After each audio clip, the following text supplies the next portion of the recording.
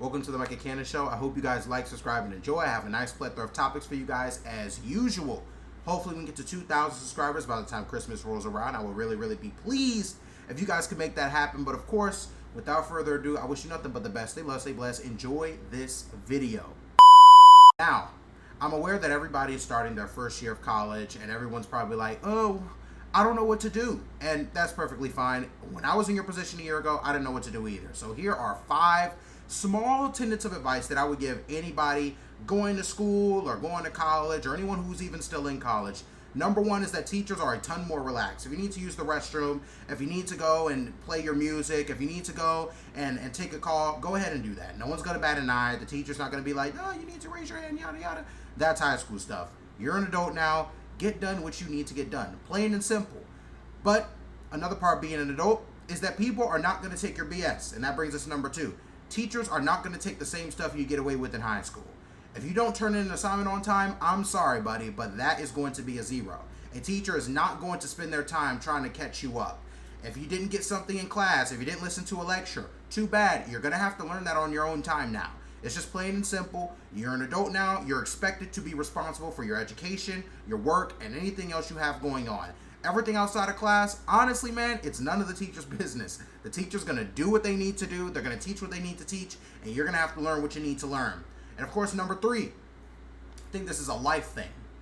People will walk out of your life, and that is perfectly fine. Listen, man, high school is over, which means some of your high school friendships are over. You'll realize that school was really the only thing keeping a lot of you guys together. Just being honest. School is really the only thing. It also happens in college. You know, in my freshman year, I hung out with a certain group of people, and sometimes people just disperse. They get different friends. They get different friends in majors. I've got 2 friends right now that are abroad. Well, one that's all the way in Qatar, and another one that is in a different state. But either way, yeah, some people are going to walk away, and that's not a bad thing. You're going to walk into other people's lives. Some people are going to walk out of your lives, and you're going to walk out of other people's lives as well. You're going to realize that some people may not be the best people for you to be around all the time. All of that is perfectly fine. Don't feel guilty about it. Don't take it personally. It's just the circle of human life. People move on. People get different friends. People change. People get different interests. Now, as far as friends and relationships, number 4 is please choose your relationships and friendships carefully. Not everybody needs to know everything about you. Really, probably nobody needs to know everything about you. If somebody is talking about other people behind their back to you, you better believe, ladies and gentlemen, that they are doing the same to you to somebody else, or with somebody else, rather. Truthfully, very truthfully, you'll have like 10 to 12 friends you'll talk to most often, right? That's probably the most you're going to have. Everyone kind of, and I used to get this confused, everyone gets like, because I know everyone wants to be well-known and popular and stuff, don't get popularity mixed up with friends, right? Even some of the most popular guys of all time, like Michael Jackson, for example. Yes, a lot of people knew him, but he also had friends. He had a certain group of friends he could talk to. You know, Michael Jordan, bring up anybody who was super famous, like anybody who's super popular, anybody who you may look up to. Yes, a lot of people know of them, but not a lot of people are friends with them. That's a way different thing. Let your work gain your popularity for you, right? Let people know you for what you work for, I guess, right? Like, for example, I want people to know me for content creating. That's just an example. Not everyone's going to be my best friend. Not everyone's going to get a chance to look into my private life. Nothing like that. Not everyone's going to get to know my family. That is reserved for pure friends. So please, whether you're a content creator or a regular student, whatever, choose your friends and relationships wisely. You need to know the people that you are messing with. It is vital. And number 5, plain and simple, it's do what you love to do. I know that a lot of people do things for money these days. That is kind of okay, but in my opinion, I think you're doing it wrong. If you do something you love, eventually the money is going to come. If you want to get into mass comms, go ahead and do it. If you want to get into coding, like my sister, go ahead and do that. If you want to be a STEM major, if you want to be a great nurse or a great doctor, go ahead and do that. But make sure that you love what you're doing, because I promise you, man, when you get into college and that work starts hitting, your love for it is the only thing that's going to stand between you doing that work and you not doing that work. And if you don't love it, odds are you're probably going to be like, I don't really want to do this, yada, yada, yada. You're going to have a bad time in college, right? Now, if you do love what you do, you'll have a better time in college. Trust and believe me, that's one of the most important things, man. Do what you love. Be yourself. Now, moving on to the next topic. I got to talk about my Bulldogs. You know, college football starts in less than a week. It actually has already started, but real college football, the SEC starts in less than a week, and the Dogs they looking good. Nice little schedule. You got Clemson, Auburn, Ole Miss, Tennessee Tech, Mississippi State, Tennessee, Kentucky, Texas, UMass, Alabama, Florida, and Georgia Tech. A pretty hard schedule for UJ, I'm not going to lie. Now, some pros I like about this team is they look like the best team in the country on both sides of the ball, defense and offense. They've been fantastic. Nick Saban is gone, which means winning the SEC is a lot easier for the entire SEC, but especially Georgia. Georgia seems like the top dogs right now. They've got the best roster in football. And I think personally it's a championship or bust level season, right? A championship is the priority. A championship is the goal. You have a great roster. You have everything you need. I think it's championship or bust for UGA, man. Nick Saban was the only thing standing in the way of that, and he is now gone. And also another pro is that there are mostly home/neutral games on this schedule. And when you're going against a team and a schedule that is this good, you love to have home games and neutral games in your favor. That's what Georgia has this year. Now, some cons about this team is that it's still the SEC. Any team can beat you on any given day. Also, the schedule, while I think UGA can win a lot of these games, it's brutal, right? Bama is a hard team. Clemson, opening week, is a hard team. Kentucky is a great team. Tennessee always has a great team. Texas was in the college football playoff last year. Florida, always a good team. Ole Miss is ranked in the top 10.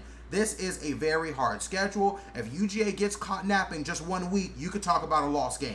And that's being totally serious, bro. Also, discipline has been a problem for this UGA team recently. I don't know why, but for some reason, people at UGA like speeding. For whatever reason, they like doing crazy things that can put teammates' lives in danger.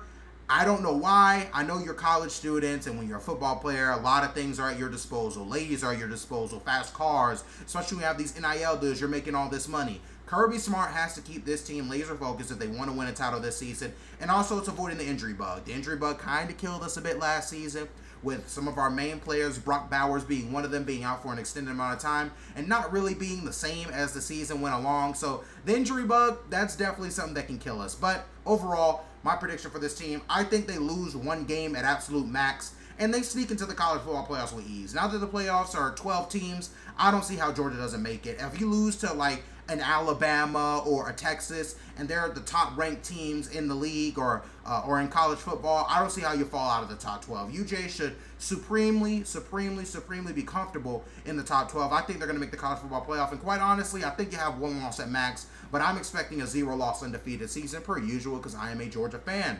Now, of course, speaking of being a Georgia fan, my Atlanta Falcons, they have made me very happy recently. Their schedule looks interesting, to say the least. You got the Steelers, then you have the Eagles, the Chiefs, the Saints, the Buccaneers, the Panthers, Seahawks, Buccaneers again, Cowboys, Saints again, Broncos, Chargers, Minnesota, Raiders, New York, the Giants, then you have Washington, and then you have the Panthers again. So it's a pretty nice schedule. It's actually one of the easier schedules in the NFL because the NFC South is pretty garbage. Let's just be honest. They are pretty boo-boo. Some pros is that the quarterback situation is clearly better. Throughout the last 3 years, it was terrible. I mean, I can't even sugarcoat it. It was bad. No shade to any no shade to any Atlanta quarterbacks in the past, but the quarterback situation is a lot better with a quarterback like Kirk Cousins. Also, the offense looks great. Cousins, London, Pitts, Robinson, a great offensive line. And you can get the most out of all of those pieces with a competent quarterback, Kirk Cousins. As I just said, I think the Atlanta Falcons offense is very respectable. The defense also looks amazing thanks to some major acquisitions and impact signings. Justin Simmons, Matt Judon, the re-signing of A.J. Terrell, Grady Jarrett, Jesse Bates, David Onyemata. That defense looks absolutely fantastic. The Falcons, if they can put it all together, they can be a top 5 a top 5 defense in the league this year, and they could be a really good offense. I think this Falcons team, we could be talking about 12 wins if they're able to put it all together. They also got some needed coaching changes. Very needed. Very needed. I like Raheem Morris. I think the Raheem Morris signing was good.